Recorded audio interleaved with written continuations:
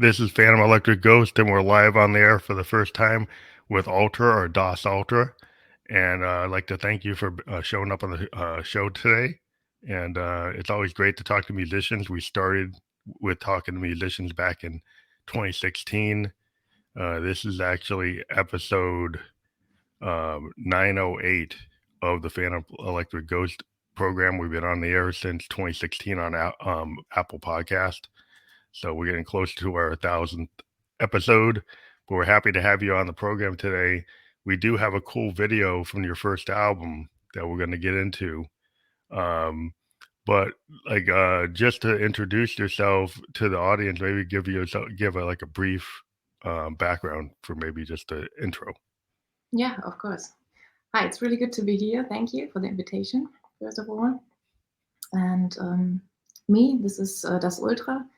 And I'm producing solo my music, and this is called ʌltrə or ʌltrə in German. I'm coming from Germany, and what I like about my project is it's not only just music, or how you would call it, and it's also, for example, video. So it's a combination of different art fields maybe, and this is what I really appreciate about my project, because it's so diverse. I just like to work in different areas. I'm a designer, and this is something I just like, that it's a full project now. Yeah, it's always cool to do like an expansive or multimedia type of project. You know, a lot of stuff I do with the Phantom Electric Ghost is very visual. I like to do cross genre, and what I call my music, I call it expansive. So I like to be able to pull from everything. And the interesting thing is, like, when I got into music, I was really into craft work. And I'm into like Brian Eno, but David Bowie, Brian Eno, yes, Pink Floyd. I'm very much into the progressive side of electronic music, and I'm a keyboardist, so I kind of have always been into very experimental music, and your music to me approaches that zone. So I'm going to cue up your video, and this is from your first album, and it's called Eskal, right? Is the song? Eskal. Yeah. So what? Yeah, we're going to actually play the whole thing. Great. And then we'll actually put you on mute, and then we'll come back and talk about it. So if you're ready, I'm going to kick this off, and then we'll talk about it after the video, okay?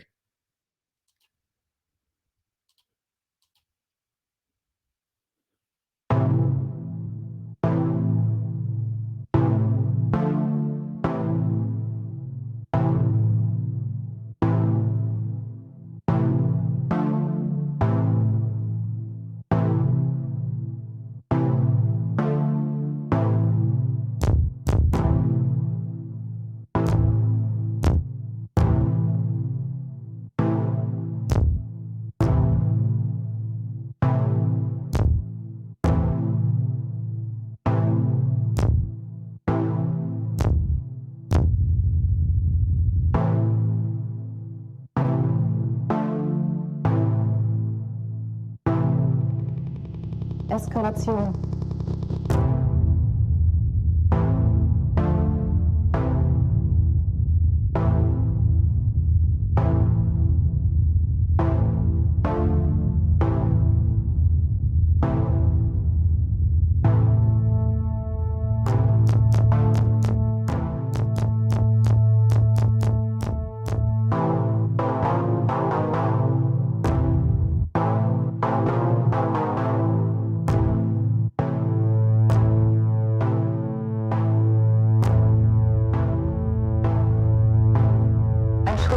Verstärkter Einsatz, eine Verschärfung, eine Ausweitung, eine Steigerung, eine durch Wechselwirkung generierte Vergrößerung militärischer Mittel aufgrund der Tatsache, dass die Beteiligten in ihren Maßnahmen rigoroser werden.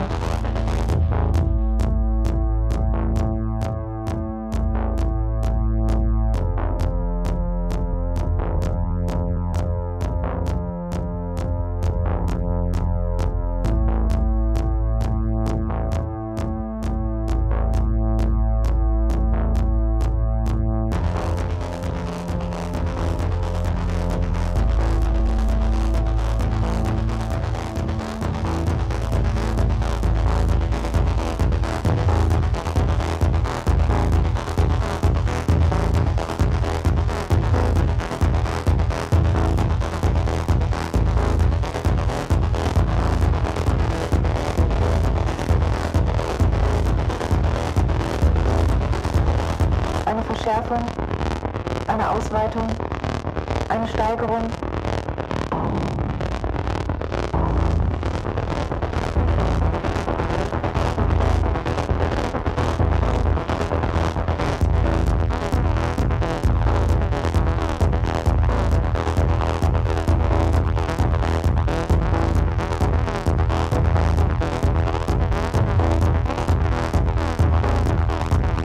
Eskalation, Eskalation.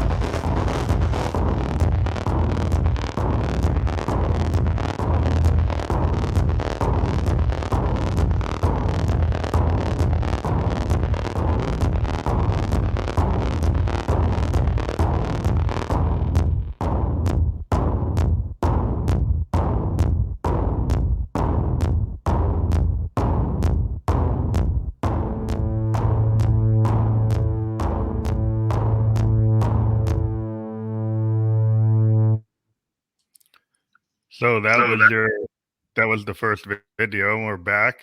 So yeah, that's really interesting. It kind of has like a Last Supper and very experimental work. I love that kind of beat. It's kind of like the techno kind of I don't know, new wave, synth wave, and I'm very much into that kind of thing. But maybe you can talk about the song itself and the video. I don't know if you want to talk about the construction of the song first, Yeah.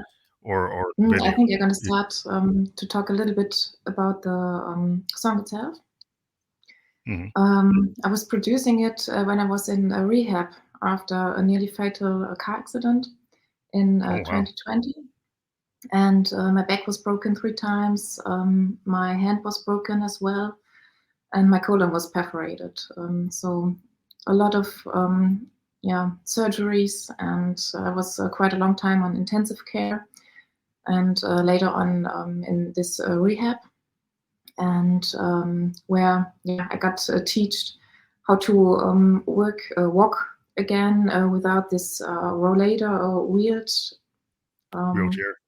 Yeah, this really high ones. I was working on these things, and during the time, my family at some point gave me my computer, and somehow I used the music to come back to life, and it was helping me to feel kind of normal again. So that was really helping me. And for this specific song, I did this video, and it's until now my most elaborated music video.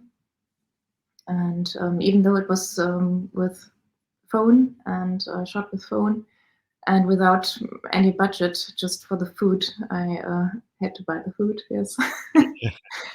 And it actually won prizes as best music video, the Afterlife Film Festival, and got nominated and also reached finals in short film festivals around the world. So this is making me quite proud, must say. And maybe a bit more about the video itself. For me, it's like a still life, a moving still life, even though it's a controversial, but somehow the aesthetic, it's for me something like that. And it's a picture of opulence and decadence, and an escalation of a human being, if you want to say it like that, from everything too much. It's too much food and too much color, too much lust, everything too much somehow. And the consumption without questioning and coming out of the mouth, and influenced. It was by, I was saying it has that decadent kind of a decadent, opulent, excess kind of vibe that you have this like, you know, no control, Yes. that and it has like, and you could some people could, oh, it had like a Last Supper, but it's kind of like a decadent Last Supper, but it's interesting. I Yeah. love the music behind it because I'm an electronic musician myself, so I've always channeled that kind of craft work, Brian progressive, new wave era was I'm a child of the '70s, and I grew up Mm. with like Joy Division, New Order, that type of sound right when it started, when it's kind of post punk Yeah, in this period. very beginning. That's cool, yeah. Yeah, Mm. yeah, I was always very much into it. I'm very into much like Moog and Roland and synthesizers and Yamaha DX7s and D50s and you know mini Moogs and the Yes. modulars. And just Yeah. experimenting with that type of stuff, and it was all just the idea of playing with the sound, hours and hours of just developing the sounds and doing in your style is like you use a lot of like kind of gloomy, distorted synths with basses and rhythmic sounds that's kind of like in that pattern, using sequencers and alternative rhythms or polyrhythms or different things. Mm. So maybe, yeah, like your inspiration, are you like, if you maybe could name some of the people that inspired you to do this type of music? Yeah, this type of music, it's first of all maybe inspired by my brother's music. He's also did music and with his band Shava Sadhana. And Hmm. but when you want to see maybe the genre, why I chose this genre, it's just yeah, catching me. And the first song I've ever heard about in this genre was from actually Kiev, a German band, and it was Hmm. Blutrausch zum Feierabend or Feierabend in Kiev. It's a blood rush in after work, if I want to translate it. And it was so touching Hmm. me. It's this beats, and I just wanted to dance if I was hearing it the first time, and then was popping up. Okay, at some point, would really like to do something like that. Yeah. Yeah, it kind of channels a little Trent Reznor kind of Nine Inch Nails in Downward Spiral kind of vibe too. But a lot of people found I think we're inspired by German bands like Kraftwerk, Mm. and just the whole Berlin scene has always been very inspiring. Even Prince was inspired by Kraftwerk. So a Yes. lot of German music has inspired electronic music overall just because of the approach. Um, and I hear a little Tangerine Dream, kind of sometimes you just hear a lot of interesting things. Maybe even Yellow Music Orchestra. If you think about like electronic music, is like where people get some of the ideas. The 16, 8-bit type of music. Um, so and then the visuals. So you're a lot of your work, is it always like the way the video we just showed? Do you have videos to go with each song when you Not can? yeah, not to each song, as it's really a lot of work to do this video. So Mhm. yeah, it's time consuming, and it is a focus on music. And this video is an extra to my music to Mhm. visualize it. I think it's underlining it in a good way. But already producing the sounds or the songs takes a lot of time, even though I'm doing everything digital. So I'm working, or I was starting with a garage band, and because I wanted to have something quick and yeah, a quick result Mhm. that was needed during that time.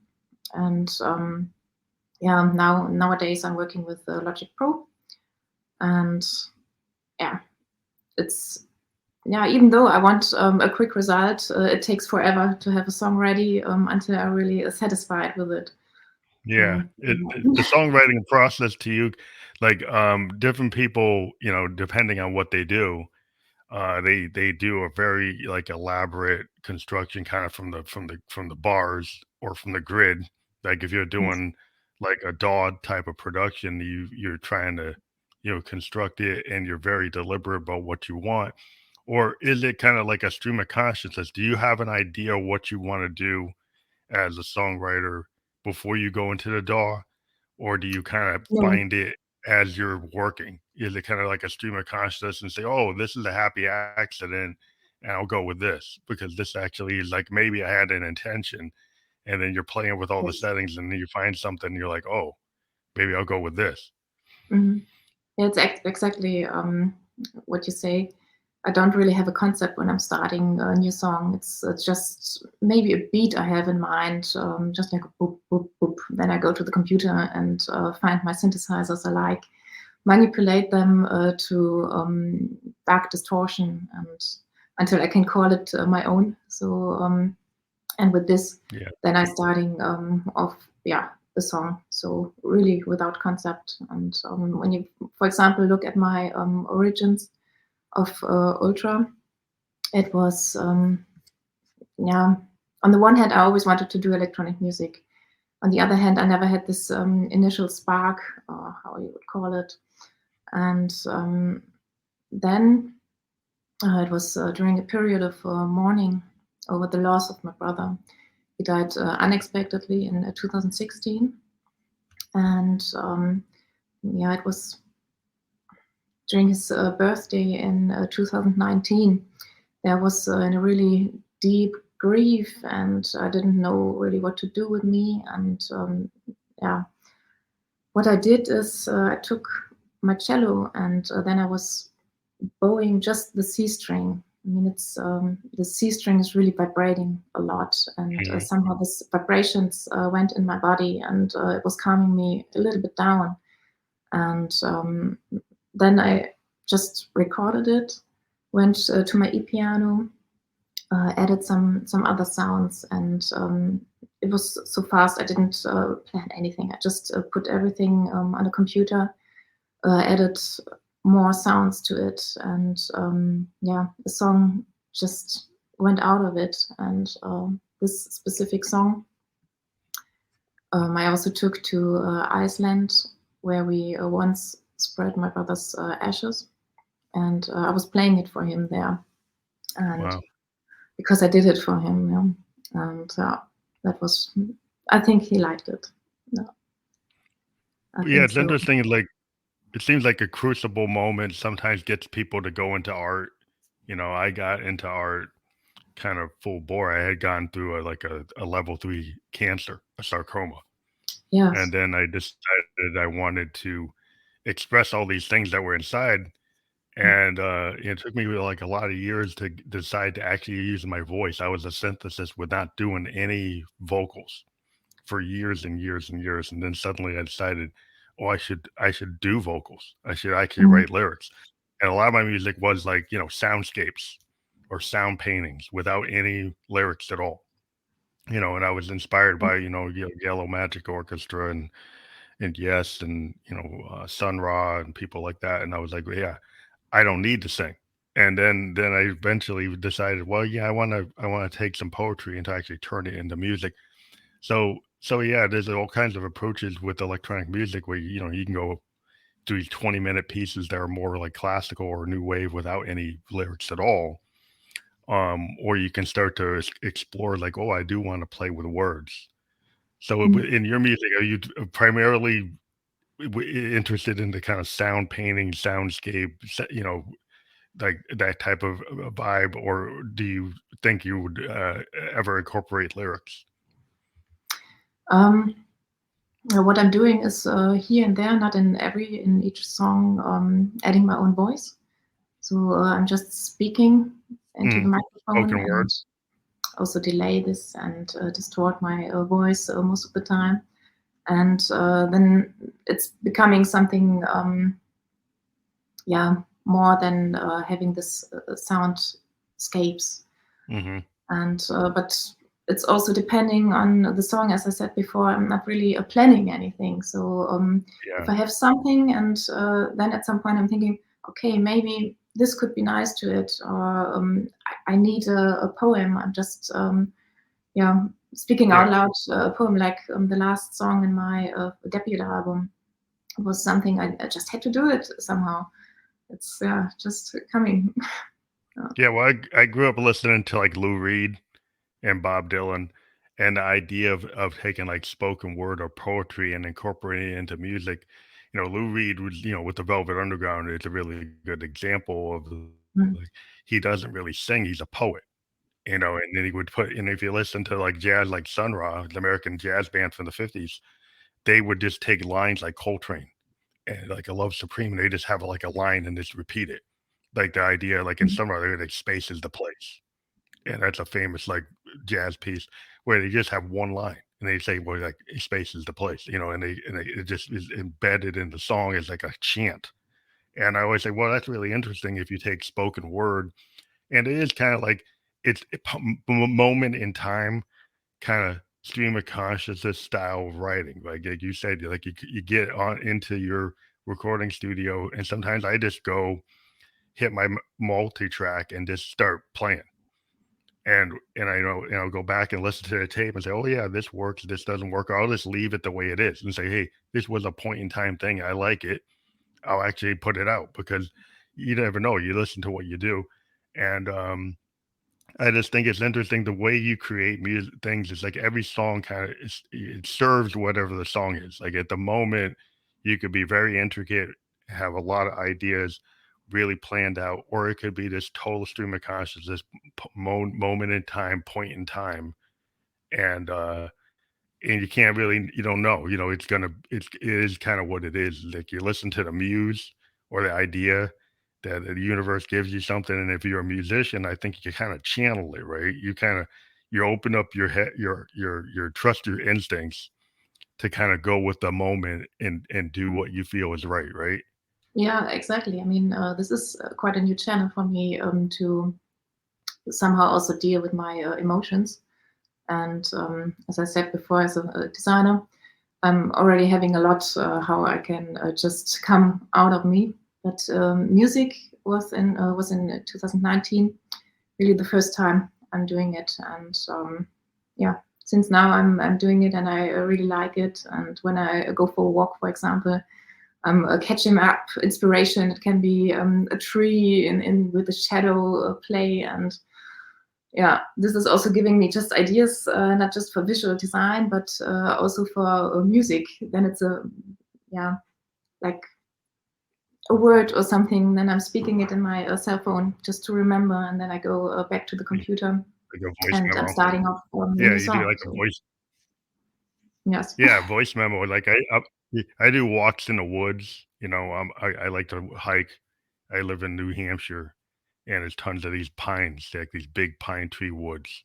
And you go Yes. like on a river trail, and sometimes I'll actually record the sound of the river Mm. or the sound of the forest. And I was kind of like, well, back in the day, bands like Yes and Genesis would do field recordings, or like Pink Yeah. Floyd. They go out and do a field recording, and maybe just somebody talking, or the woods, or traffic, or breaking a glass, or taking a brick and hitting against the wall. Then you start like what happens with it's interesting with being a creative. It's very cathartic. I find that like doing art, whether it's photography or poetry or visual stuff or music, I use it like the way what your story with your brothers. Like a lot, music is another tool when you're an artist that you can work through your emotions. You can work through pain or joy or whatever, and it can gives you a way, an outlet to express something. And it's like Exactly. therapy. It's like going to a therapist. You know, sitting on the Yes. piano to me is like it's like therapy for me and my mom. My piano is like it's better than a lot of things for me. Yeah, actually, when I had this with my hand and I couldn't really move it anymore, and I didn't know if I can use my hand um, after that accident, also for drawing and everything. So even though it was packed in this white thing, I was Mhm. trying to play the piano just to exercise. So just with one finger, Yeah. Well, it's really good therapy. you can find like you were saying when you were playing like your cello. I think you mentioned that you just hit the one note, and that's very cool because it's experimental. Like I've heard of experimental musicians like go and like open the piano and then throw a metal bar on the strings and then put mics on it and record it, Yes. or just kind of like Brian Eno when he was working with Bowie, he would go up to the chalkboard and just randomly put down chord progressions and notes, and until the musicians in the studio would just put these notes together, and the musicians was like, well, that doesn't work. And he would say, well, it doesn't matter if that is musical. I just want you to do this, because he was very experimental. He's like, it didn't matter if it was actually scale correct or, in the right, you know, tone. He is, I want you to try something different. And I Yes. always was very much into the idea, like experimental music. If you're expansive and you don't close your mind, you can try things that people didn't do. Come up with polyrhythms or alternate tunings, or something that's not totally perfect. Some people, they'll try to get into it and like, well, they want to, they want to optimize the rhythm and make sure it's totally on the beat. And other people say, what's wrong? What's wrong with doing something a little off time or a little like distorted or dissonant? You use synthesizers, you can actually start to explore noise, like pink noise, blue noise, white noise, brown noise. You can start to explore different types of modulation. So, I'm being a synthesist, I do a lot of sound design. I get into subtractive synthesis or additive synthesis or granular synthesis, and I play with what those things do from a kind of a synth theory point of view. But it's art. It's art and science, like at the same time, figuring out what to do with the waveforms. And once you Yes. realize what certain things, like if an LFO, how it affects like a sine wave, or how you run something through a ladder filter versus a different type of filter. If you're Yeah. using, multi-mode filters versus ladder filters versus, you know, all different band pass filter, like versus like a low pass filter. And you run the same sound and you're like, oh wow, look at the result. If I Mhm. play with this ladder versus this band pass, if I run it through an LFO, I use a random voltage generator. What do I get? And in terms of my music, I like to use a lot of analog sequencers to trigger things. Like even take a sample and use the rhythm of the sample to trigger a drum machine. So you just take a It's sample really and you like take a big, yeah, playground. This yeah, experimental music, and this is also what I like about it. I'm not really a technical person. I'm just doing what I think is nice in the end. So I'm just putting another filter to it and just play around with this buttons. And at some point, it's just my sound I want. So is what yeah. yeah, is what you hear is what you get. When you think about like like the WYSIWYG idea, like what you hear is what you get when you start playing with synthesis. And it's like, well, there's no correct way. I was looking at there's some famous, like Victor Wooten is a famous bass player, and he was having a class, like a master class, and he was saying there's no wrong note. I can run Mhm. this rhythm in any scale, and you could say that's wrong, but I can make it work. So he was showing like people in this session where he could go through all the scales using the same rhythm, multiple scales and crossing scales, and say there's no wrong note. It's your attitude. It's what you bring Yes. to it as a musician. It's like you don't have to be so focused on the notes. You can kind of go into different ways. So I think it's interesting how you can approach something. You might not be technically a musician, but you get a lot of producers today that weren't trained as musicians, and they can come in and they can go into a DAW, get into a CDJ, and create music and get like hundreds of thousands of people, if not millions of people, to listen to them. And it didn't go to a music school. They don't have music theory, but they have an ear for it. They can do it. I've seen like Yes. black musicians in the U.S. Blues guys can't read. Some of the jazz Yeah. guys can't True. read Yeah. music, and they Yeah. can produce like amazing work. And you're like, well, they didn't learn any theory. They just kind of did it because they Mhm. felt it. Yes, yeah, they felt it exactly, and I think having the ear and just having creativity, I think this is more or less enough to do your own music. Just feeling it and doing it. The rest is coming by itself. I mean, it's helping if you can Mhm. read notes and so on, but it's not necessary. But it's interesting to me how you talked about like you used the piano and you used your cello and you brought it into the DAW.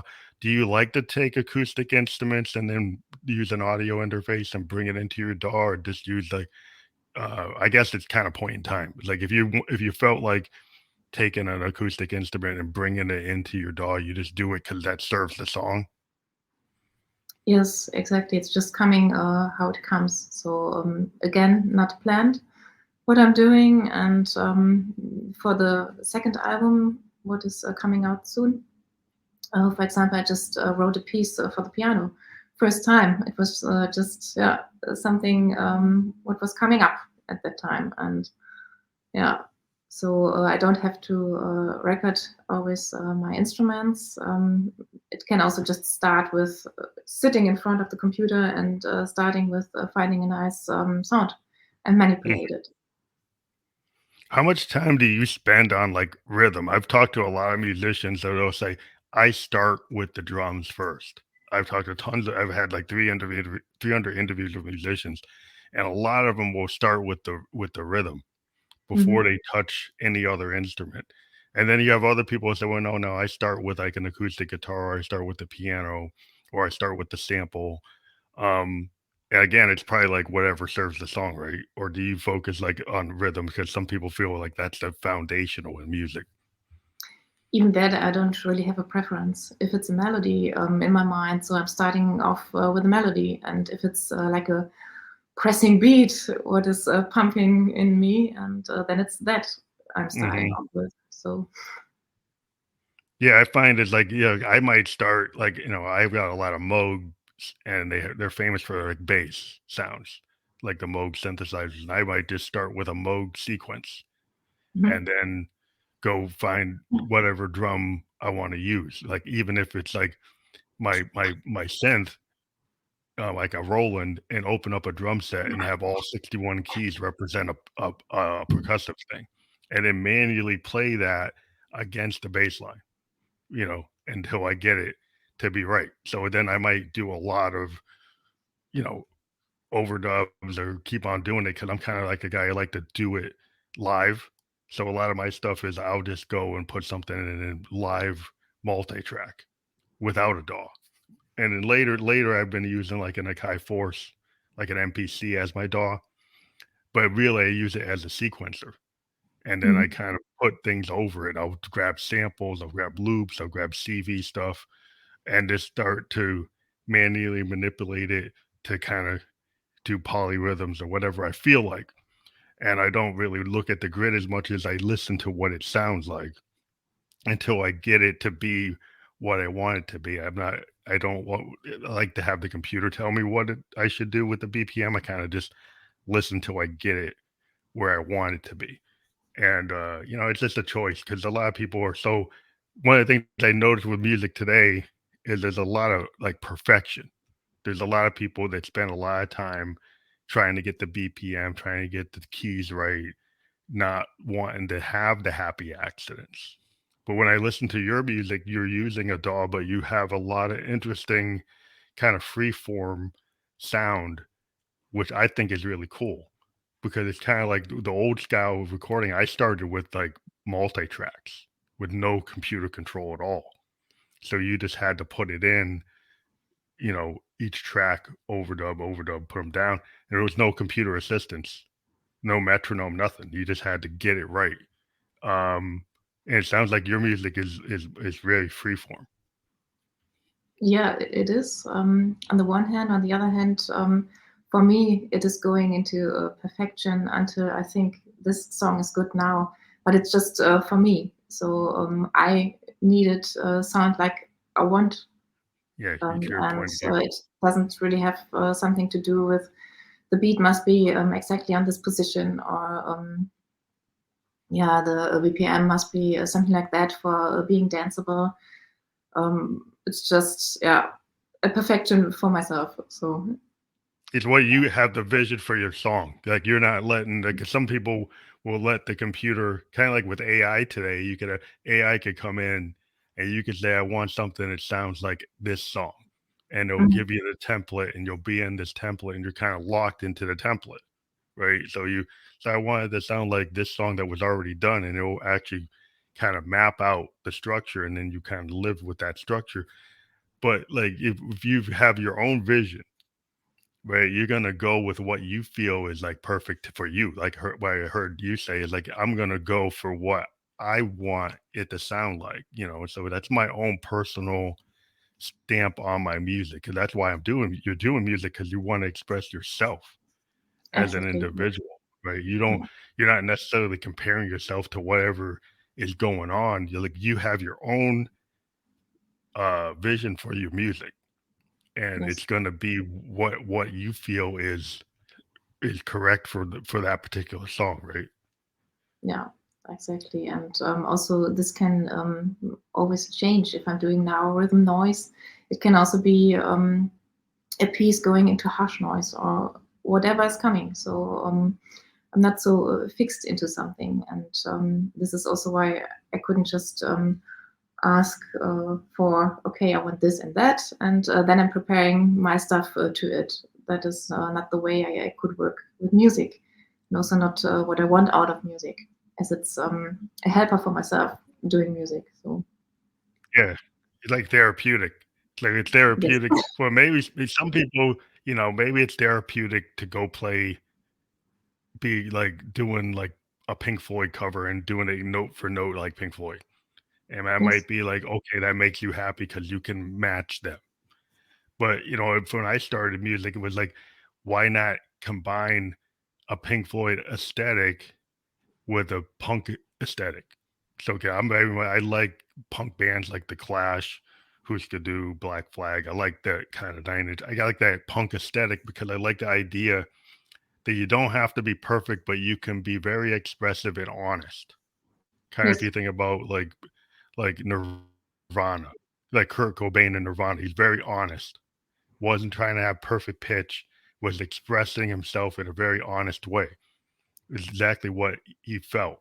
And the punk aesthetic, even listen to the Clash. It's like, Joe Strummer, it's like they just saying what they felt was important, right? And it didn't have to be perfect, but it was very, you know, present. And even like the Who, a lot of people say, well, they're kind of like the first punks because they would just go at it, and everybody was an individual. Like within the band, the Who, everybody was kind of playing their own thing. They weren't trying to connect in time. They were like all going solo and all at once. And I was like, wow, yeah, that's kind of cool to have that kind of chaos. And sometimes they don't, if you listen to jazz, it'll go off in a very chaotic way and it'll come back. And it'll go off, it'll yes, come back. And it's kind of very free form. And I've very much been into a kind of fusion, progressive rock, experimental music, punk aesthetic, and just one day it might be very much like the Clash, the next day it might sound like more like Pink Floyd, or in the same song, it might have movements that are all over the map, where it sounds like white light, white noise, total noise, total disruption, and then go into a theme and then come out of it and come back. It's like, but what you felt like at the moment. And so you yeah, don't have no idea, like, you try to pin you down, it's like, are you are you EDM? Are you trap? Are you trance? And it's hard to if you're a musician, which I think what I hear, it would be hard to say, "Oh, you're trap or you're bass dub, or you're this, that." How are you gonna put yourself in that box if, like, every piece is wildly different? And there's nothing wrong with that. I'm kind of a big promoter, like, why not have a very expansive sound palette? yeah. I think it's good to really pick from everywhere, from different genres, and experimenting a lot. And this is something what is music for me about. Nevertheless, what I'm doing right now in terms of genre is yeah, power noise or rhythmic noise. And this is something I just feel at the moment. And when I go, for example, to collaborate with other artists, what I already did, it can also change a little bit. So it depends. And also for the future, I don't know what genre I would fit in at that very moment. So But I think that's the great thing about being experimental. From the beginning, what I said is I came up with this idea of expansive because people wanted to pin me down and say, "Oh, are you a DJ? Are you this? Are you that?" Say, "No, I do expansive." And say, "What's that?" Well, Mm. it's cross genre. Expansive means that I can go and do anything I want. And so Yes. then people are like, "Well, how am I supposed to sell that?" You get an ARR, it's like, "Well, how am I supposed to sell that? What's that?" I said, "Well, it means I'm an experimental musician that crosses multiple genres." If you want to know Mm. what it means. I gave them an example, and then they go, "Oh, okay, I get it."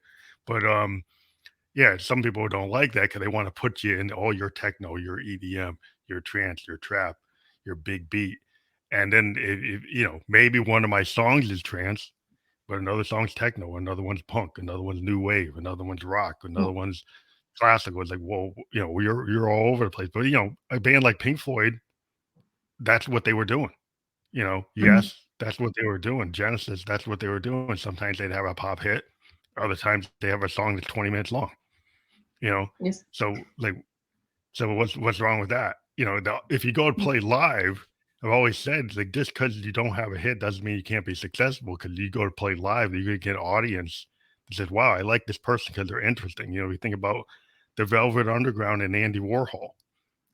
They used to have these shows where Andy Warhol would have all this art in the room where the Velvet Underground was actually playing. So Lou Reed and the Velvet Underground are playing music, and then Andy Warhol had actors, painters, photographers, models, and video running in the background all Yeah. around it. It was like a happening, and I was like, Yeah, I think that's something like that. cool. Yeah, it's just fantastic how the different art things just grab together and creating something new and special. I think that is really fun. Yeah, Frank Zappa. Frank Zappa was famous. He used to do the same thing. Like Zappa and the Mothers of Invention in the late 60s and 70s, they had like Andy Warhol like happenings. They'd have all these types of artists all around them. Performance artists, visual artists, models, all around while they were doing their music. And I really think, you can see this sometimes in festivals that you'll get bands that will do that or different scenes like in a modular experimental music scene. They'll have people put screens up. It'll have actors and models go on stage and like act out like one act plays while they're doing music. But like, I think it's really cool to have no boundary to say like I don't know where I'm going to be. If you follow me as an artist, you'll see where I'm going. Mhm. You'll get fans, you'll lose fans. It's like that's where you are.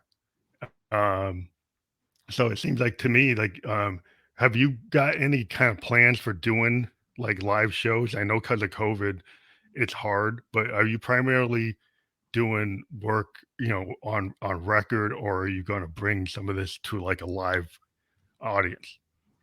Actually, yes, this year I'm gonna start with it. It was not planned during a Corona time where I was coming out with my debut album, but now it's starting, and I will have my first concert in July in Germany, mid of Germany, in the middle Hessen, Marburg, and in September, end of September, a second concert in Reykjavik in Iceland.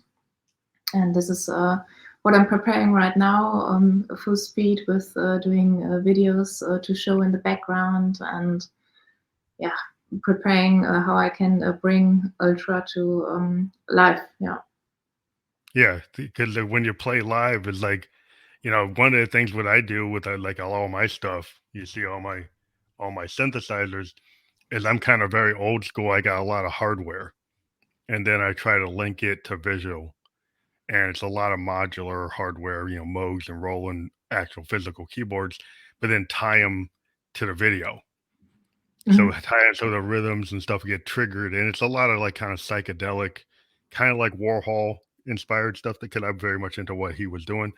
And I'm not trying to do exactly what he did, but it's very kind of like psychedelic, very 70s kind of vibe. I'm a child of the 70s, so I'm kind of channeling that. And I don't see that as much anymore. So I'm kind of that's what I like to do is to have that. But I've actually even written plays like rock operas. And then the idea if you at some point was like, well, maybe I could have some actors kind of play that on stage and do like acting with the music behind it. And it's a big effort. And I haven't been able to do it. It's in my plan book, but Mhm. like,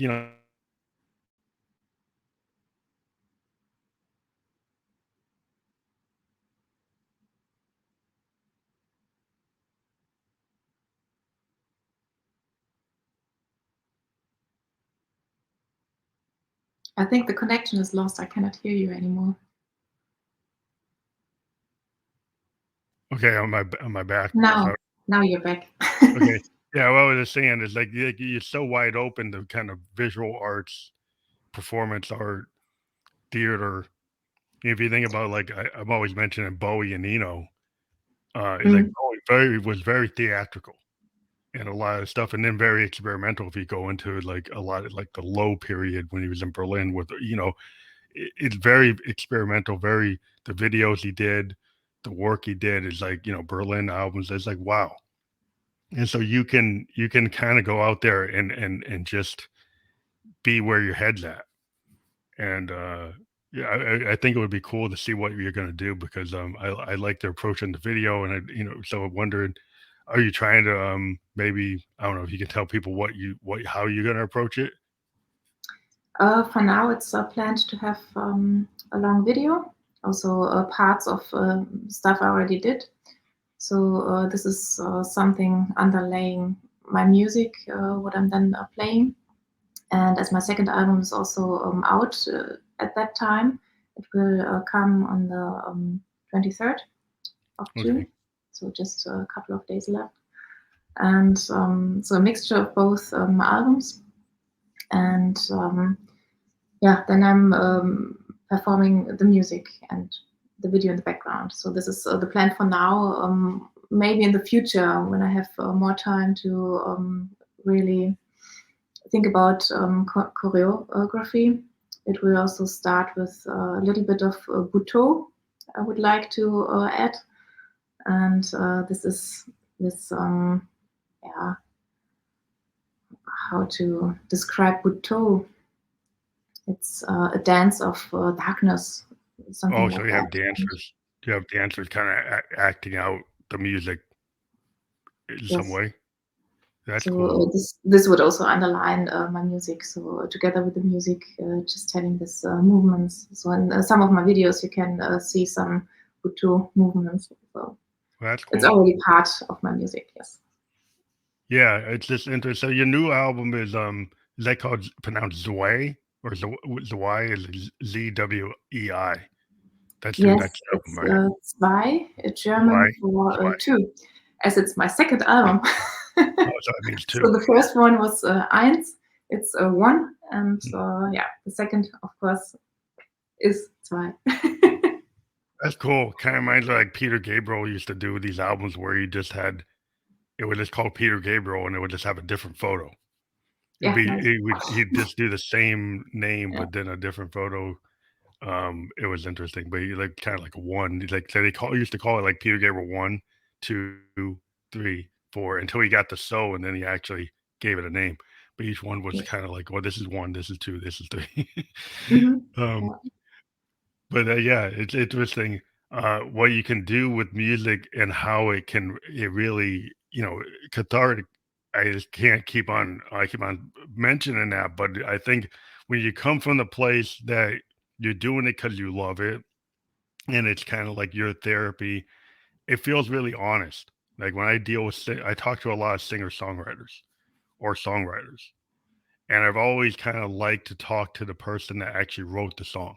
Mhm. Because, like, you can talk to people where they kinda like, well, yeah, they're a singer, but they got, like, 5 other people that wrote the song, right? That they didn't really write the song. And I always find I like talking to the creative person that actually kinda owns their whole project. And I like the idea because then you get this unique world. It's like when you read a book, you have an author, like, they had created this world, Mm. right? When you read a book and the author created it, that's their own vision.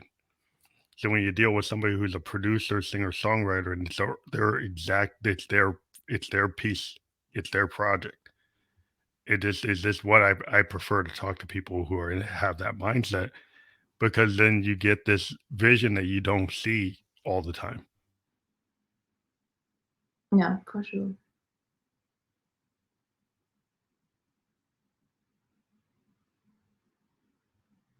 Now the connection's lost again. Yeah, I'm back.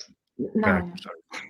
But yeah, I don't know if there's a pun internationally with the line, but yeah, it's just interesting that we I was able to bring your music to the world. I really like the video. I think it's a probably thank you. like you said, you don't know like it doesn't you wouldn't say that video is totally representative of your sound, or you would say that it is somewhat representative of what you do, right? Yeah, I think The it's video. representative in this combination, having video art and music, and Okay, cool. yeah, I think the combination. Yeah, because I really dig it, and I can't wait. So what's the release day of the number 2 album? It's the 23rd of June. 23rd. And yeah, Oh, as that's I'm a cool. bit So old it's this school, I month. also always put physical stuff in my Oh, merch. So this is the second. I already have it here in my oh, hands. that's the album. That how do people get that? If they go to your website, they can get that? Yes, it's when you go to my website, there are all these links where you can find my music, like Bandcamp, for example. There you can buy physical stuff, and And they do on international Instagram. shipping? People, like, in the US, if they buy it on Bandcamp, they can get it in the US? Yes, it's possible. Yeah, Everywhere around the world, you can get my CD. that's And of cool. course, digital. Yeah.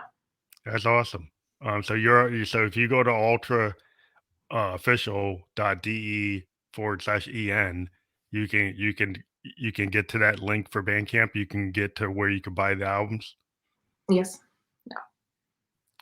Yeah. So for our people who are on the audio, if you go to https ʌltrəofficial.de/en, you can click on that and then get into the world of ʌltrə, order the album, get the merch. So when you say merch, do you have like T-shirts and stuff or posters? It's planned, and what I just received by today is music sheets. The piece what I did on the piano. It's Oh, printed, and you can buy it. oh, Yeah, wow. as soon That's as it cool. is released. This is also on Bandcamp and on ʌltrəofficial.de. You can find the link. Yes. So are you doing CDs and vinyl and tape, or CD? Because people today, they do thumb drives, they do tape, they do vinyl. Yes. Yeah. What formats are your albums available in? It's a CD, as I grew up with CDs, even though you can see it in the background, I'm also playing with vinyl. Vinyl. Yeah. But it is a CD where you can get ʌltrə. That's cool. I think the physical work for musicians, I find that when people just deal with digital, and I know everybody's dealing with digital because of their phones, but when you have like a piece of art, like the cover and maybe a lyric sheet or like a fold out poster or something, I think the connection with the physical. Now, like I said, I'm a child of the 70s. So I grew up listening to Led Zeppelin on vinyl, right? Or Pink Floyd on vinyl.